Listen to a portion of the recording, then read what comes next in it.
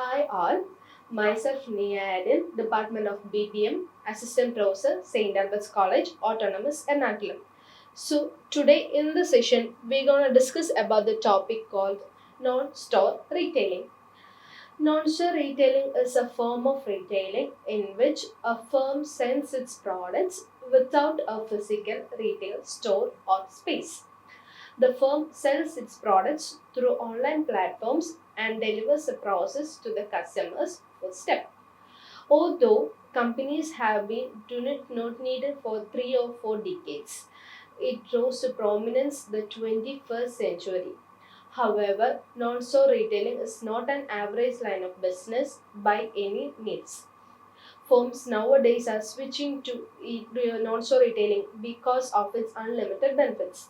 With the changes in customers' preferences, the non-store retailing business has grown immensely during the 21st century. A lot of non-store retailing brands have established themselves as trustable sellers. Therefore, more and more people now prefer to shop without physical visiting the brick and mortar stores. Moreover, non-store retailing has now taken a significant share of the retailing business.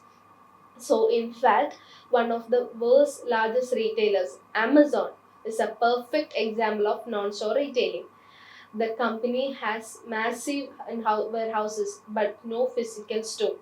Customers buy the products online and Amazon delivers the product every customers mentioned in the signature anywhere in the world. So now we're gonna discuss about the various types of non-store retailing. Generally, non-store retailing is classified into six further types. That is direct selling, telemarketing, online retailing, automatic vending, direct marketing, and electronics retailing. Then the first move on to the direct selling. Direct selling is the oldest form of non-store retailing. Door-to-door selling is one of the most common practices in direct selling. Salesmen initially do cold calls to homes or offices to sell the products. Some salesmen prefer making an appointment with the potential client and then visit later. Salesmen also use other options such as promotions, standees, etc. However, a firm needs highly trained salespeople for direct selling. It is not easy to pursue a customer unless you had a right skills. Therefore, companies spend heavy budgets or training such a workforce. On the other hand, direct selling a lot of benefits too. Like direct selling allows a firm to interact directly with the customer. A customer can have a better demonstration of the related product. It reduces overhead costs for a business. And direct selling also has further subcategories such as one-to-one selling and multi-level marketing. One-to-one selling includes targeting a single or multiple customer directly.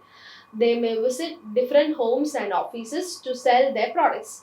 Moreover, sometimes the salesman finds a host who invites your friends or neighbors to one place, and then the salesman demonstrate the products in front of a small gathering. Multi-level marketing is a large-scale form of direct selling. Amway.com is a common example of multi-level marketing. The firm started this mode of selling in 1994 when they used high independent business as their distributor. The company generally targeted the Asia Pacific region and Japan. Next, we move on to telemarketing.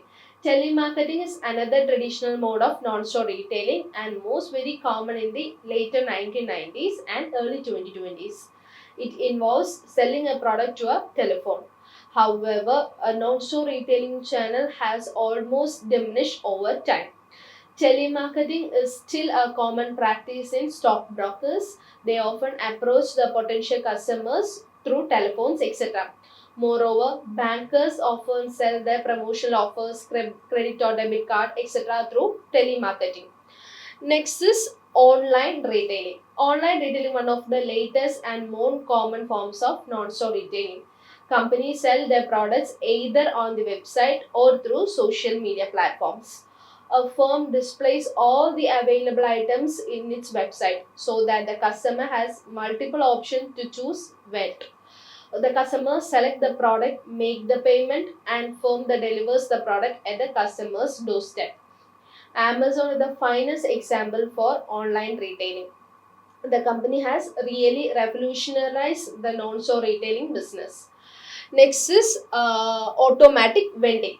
Automatic vending includes selling products with the help of machines. Mostly FMCG companies operate with vending machines. Firms install automatic vending machines in public or even private places. For example, large beverage companies such as Coca-Cola, Pepsi, Nescafe, etc. install the vending machine at public places such as stadiums, banks, roads, or even private offices. In fact, these sellers are now selling their products through vending machines. Next is direct marketing.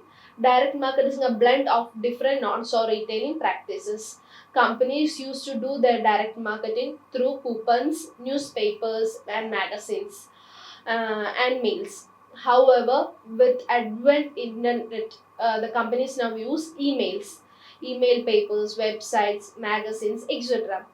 As of now, email marketing have become most effective sources of direct marketing. Companies offer regular email subscription, mostly free of course.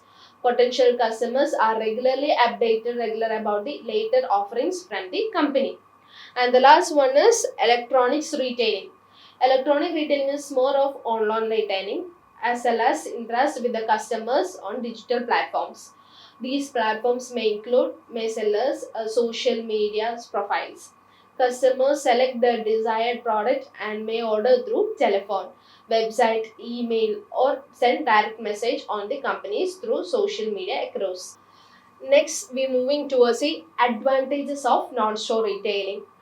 The first one is lower business or overhead costs. The best thing about non-store retailing is you can start a business with little resources. If you go for a traditional brick and mortar store, you will need a physical store, and that can be very expensive. But it requires a warehouse and digital platform where you can connect your customers. Next one is better and easy access to the market.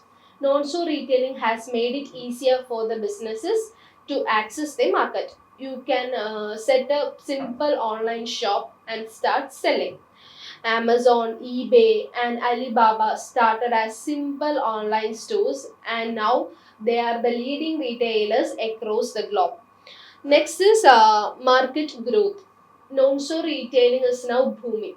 It is not easy to capture or serve a bigger market with store retailing. However, this type of retailing you can access local as well as international markets. The potential for market growth is immense in the retailing. You just have to develop the effective marketing strategies. Next is customer intelligence. Non-store retailing requires customers to submit the necessary personal details to buy a product. This way, companies can keep a record of customers, can access them with the promotional offers, and evaluate customers' needs in a better way. And last, we are moving to the disadvantages of non-store retailing. The first one is customer stress. One of the most challenging things for non-store retailers is to attract customers and gain their trust. In fact, it can be more difficult for those new entrants who don't have any prior market reputation.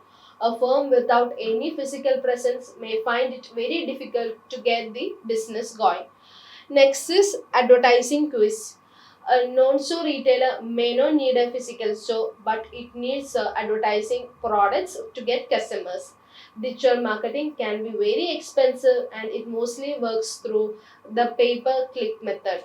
That advertisement will have to pay for every single click on its advertisement, regardless of the sale.